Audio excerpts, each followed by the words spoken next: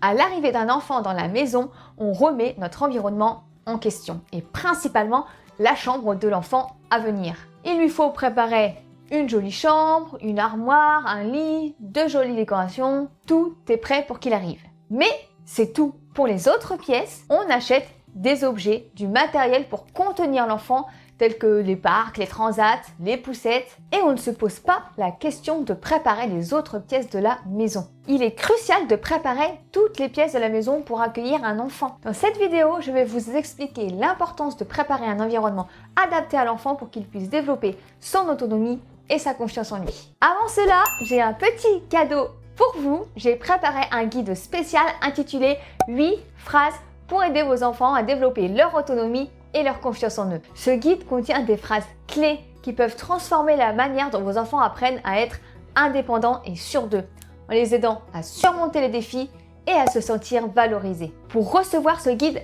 gratuitement, cliquez sur le lien en description ou le lien que j'aurai épinglé dans les commentaires. Vous serez dirigé vers un court questionnaire qui me permettra de mieux comprendre vos besoins et de vous créer un atelier sur mesure pour développer l'autonomie de vos enfants. Et pour vous remercier de votre soutien, vous recevrez votre guide des 8 phrases qui vous fournira des expressions précieuses pour encourager l'indépendance et la confiance en soi chez vos enfants. Je vous remercie beaucoup pour votre précieuse participation. Et avant de passer à la suite, n'oubliez pas de liker la vidéo, de la partager et surtout de vous abonner. Grâce à vous, ma vidéo pourra aider d'autres mamans. Merci pour votre soutien, ça me montre également que mon travail compte vraiment et bien ça me motive à continuer. Alors merci. Préparer une chambre pour un bébé, de mon point de vue, ce n'est pas la priorité quand arrive un bébé. Et voilà, vous allez me dire, mais qu'est-ce qu'elle me raconte? Souvent, l'enfant il dort avec nous pendant plusieurs mois, voire années, et il ne va pas aller jouer dans sa chambre avant longtemps. Les premiers mois, il les passe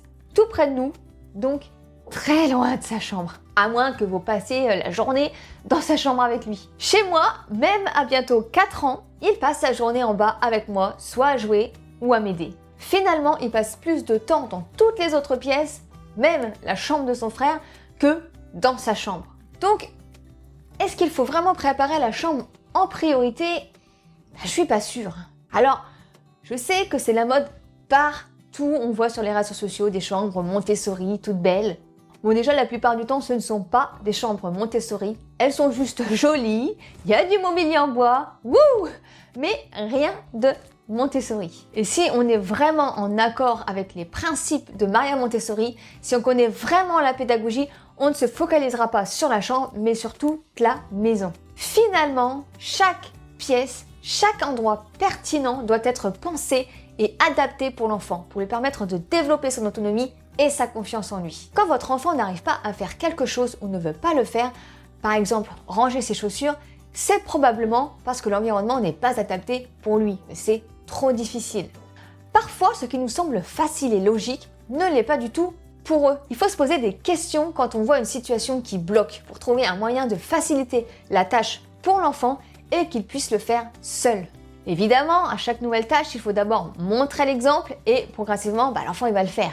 Et puis, plus on commence tôt, c'est-à-dire que plus on laisse l'enfant faire seul dès qu'il est petit, dès qu'il commence à marcher par exemple, plus les tâches qu'il aura à faire comme ranger les chaussures, se laver les mains après être passé aux toilettes ou autres deviendront des habitudes, des réflexes qu'il fera automatiquement. Et c'est ça qu'on veut. On veut lui donner des bonnes habitudes pour qu'il arrive quand il sera adulte à avoir une maison propre et rangée. Alors, pas en toutes circonstances, on sait bien que c'est impossible, surtout quand on a des enfants, mais la base, le minimum en fait, qu'il soit propre sur lui, qu'il soit poli, aimable, réfléchi, et tout cela, ça passe par l'autonomie et la confiance en soi. D'ailleurs, si cela t'intéresse, j'ai fait une vidéo avec 7 astuces pour favoriser l'autonomie de l'enfant, elle est juste là. Pour avoir une maman qui faisait absolument tout à notre place, ne faites pas ça. Ça ne va vraiment pas aider vos enfants, bien au contraire. Arrivés à l'âge adulte, ils devront tout réapprendre et ça va être difficile. Vraiment, laissez-les faire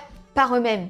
Et oui, vous allez regarder votre enfant pendant 10 minutes, essayer de mettre une chaussure, alors qu'en 30 secondes, vous aurez pu lui mettre. Patientez. Ces 10 minutes qui vont vous paraître extrêmement longues, je sais, seront 10 minutes précieuses pour lui. Alors profitez-en pour vous extasier devant son joli petit minois et faites une photo mentale de ce moment. Ça pourra vous resservir plus tard quand il aura fait une bêtise et que vous serez à bout.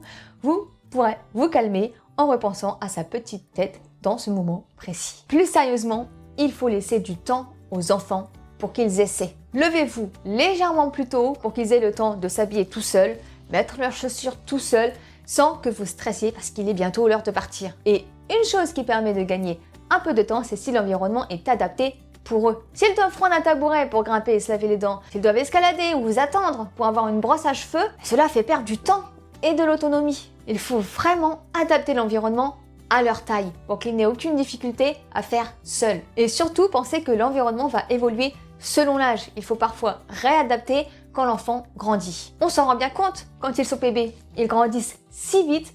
Très rapidement, le coin bébé évolue, les jouets changent. C'est pareil pour les autres pièces et tout ce que vous avez mis en place. Selon l'âge de l'enfant, il faudra réadapter. Voilà, donc pour chaque pièce, vous pouvez mettre des choses en place qui facilitera l'autonomie de votre enfant. Mais aussi, sécuriser un maximum. Sécuriser au maximum l'environnement, surtout quand ils sont tout petits, pour qu'ils puissent explorer en toute autonomie et faire des expériences pour pouvoir apprendre et grandir. Je me souviens d'un rêve où une petite fille se faisait enguirlander par sa mère, alors vraiment petite, hein, elle marchait à peine il me semble. Et le père rigolait en disant « Alors, t'arrêtes pas tes bêtises ? Tu touches au vase alors quand tu dis non, tu touches à l'aquarium, t'écoutes rien, hein ?» Alors voilà, typiquement un environnement absolument pas adapté à l'enfant. Le salon n'a pas été préparé pour l'enfant, qui en plus à cet âge est en pleine période d'exploration, d'autant plus avec les mains. Évidemment qu'elle va toucher à l'aquarium et au vase, c'est bien normal et c'est tellement intéressant pour elle. Pour lui préparer un environnement adapté, il aurait fallu enlever le vase et l'aquarium, ou si possible, mettre une barrière qui délimite un endroit où elle peut explorer, d'un endroit où elle ne peut pas explorer. C'est d'ailleurs ce que j'avais fait pour mon fils. Nous avons un petit salon que j'avais coupé en deux à l'aide d'une barrière et je lui avais installé des coussins, une barre pour se relever, des activités sur plateau quand il était tout petit. Et il pouvait explorer à volonté et en toute sécurité. Puis nous avons sécurisé la maison et retiré la barrière et quand il était entre le quatre pattes et la marche, il a pu explorer toute la maison. Pour résumer, n'oubliez pas de préparer toutes les pièces de la maison pour favoriser l'autonomie des enfants. De réadapter l'environnement selon l'âge de l'enfant, de laisser le temps à l'enfant de s'exercer et évidemment de montrer l'exemple. Et bien c'est tout pour cette vidéo. J'espère qu'elle vous aura plu et surtout qu'elle vous aura aidé à comprendre pourquoi il faut adapter l'environnement à l'enfant. C'est vraiment important. N'oubliez pas de télécharger votre guide spécial 8 phrases pour aider vos enfants à développer leur autonomie et leur confiance en eux, qui vous fournira des expressions précieuses pour encourager l'indépendance et la confiance en soi chez vos enfants. Je vous le rappelle, le lien est en description. Et n'oubliez pas également de liker la vidéo, de partager. Pour vous abonner, c'est par ici. Et pour regarder ma vidéo sur les 7 astuces pour rendre les enfants plus autonomes, c'est juste là. Je vous dis à très vite dans une prochaine vidéo. Je vous embrasse. À bientôt!